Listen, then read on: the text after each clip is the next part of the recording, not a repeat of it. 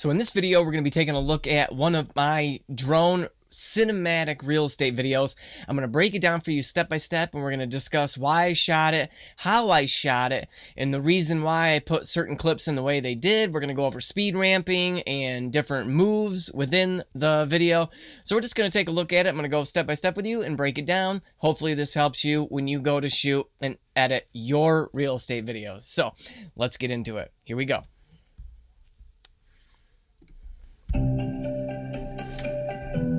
Okay, really quick, I'm going to show the first shot should be like an establisher shot. Okay, you can see here that this house is on the water, it's on the lake, so we're giving it proximity. We're coming in, flying over the water, and we're going to show, it wasn't right on the lake, it was across the street, but we wanted to show it because they do have lake rights and they own property right across the street from the water. So that's why we're starting with this shot.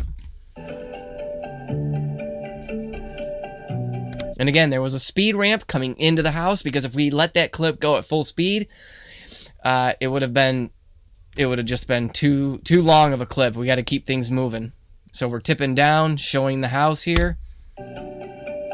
And now we're showing from the house point of view what you would see. And then we just pan back around to show in the relationship to that lake. Here's a nice reveal shot that I decided to do up above these trees here. Now, I love that. We're going to watch that one more time. So, what I like to do, if I can do it, and play into the music is slow and then a speed ramp at the end and then at the beginning of the next clip. Watch that again. Speed ramp, boom, and then we push in slow and then a gradual tilt up to the front of the house here. Now, sometimes I will do a zoom transition coming into the house. So, we've established now pretty much where the house sits in relation to the lake. Now it's time to move inside. We got to keep things moving. We are at 16 seconds, 17, 20 seconds, we're into the house.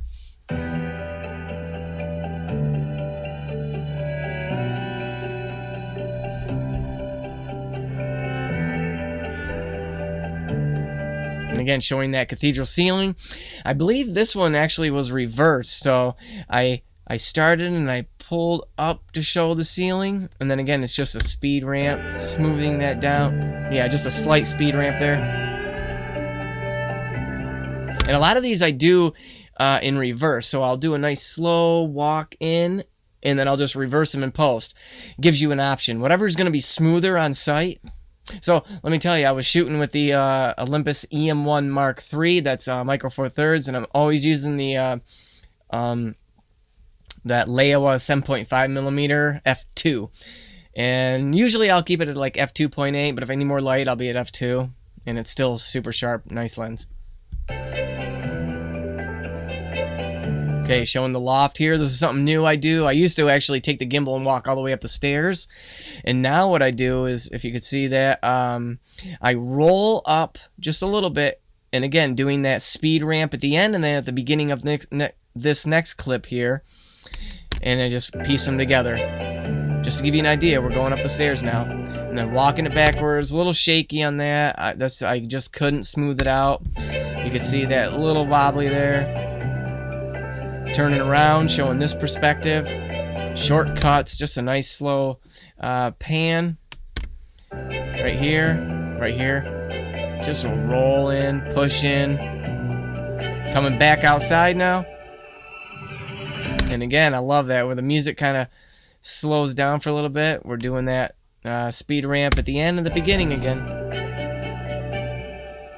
Boom, right there. And then another speed ramp coming around that porch, showing that nice wraparound porch. And then I always like to end with the option of the realtor putting their information at the end. So now we just end it with a nice view, showing what you get to look at on that front porch there. And then we just back it out. So that was an easy shot. So what I do with this one is, this is actually a drone. Obviously it's a drone. Starting above these trees here, like that. So you just start here, and you just slowly back the drone up as you're tilting the camera up. You're panning really slowly. Remember, keep your speed consistent with all these shots. And that you can speed ramp that and then slow it down. So this is probably the actual speed I was shooting at right here.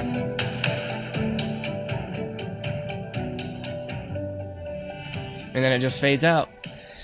So let me go over a few things before we end this. I do not shoot in 4K 60. I do shoot, and actually if I need the light, I'll shoot in 4K at 24, cinematic 4K, and I believe that's what I shoot. Because the Olympus EM1 Mark III, at the time that I was shooting with that camera, those cameras have amazing stabilization. As long as you're super steady, and again, you only need about that 2-3 seconds of that clip. So when you're doing like certain push-ins, for example right here, I'm just walking, I'm actually going super duper slow. I'm not actually slowing this footage down.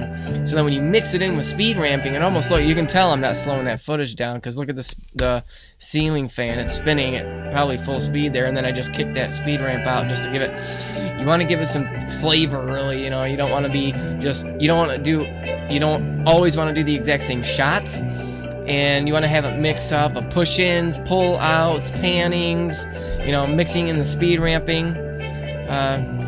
So yeah, I'm going to be doing a lot more tutorials on these as we get into the editing, how to color grade, how to actually do speed ramping. I use Final Cut Pro, so that's the software I'm going to be using. Let me know down in the comments if you are getting into real estate video and what you think so far of it, and if you're having any struggles. Remember, I'm here to help you grow your real estate photography business. Video is a good way to increase your income within the real estate market. So thanks for watching, guys. We will see you in the next video. Bye-bye.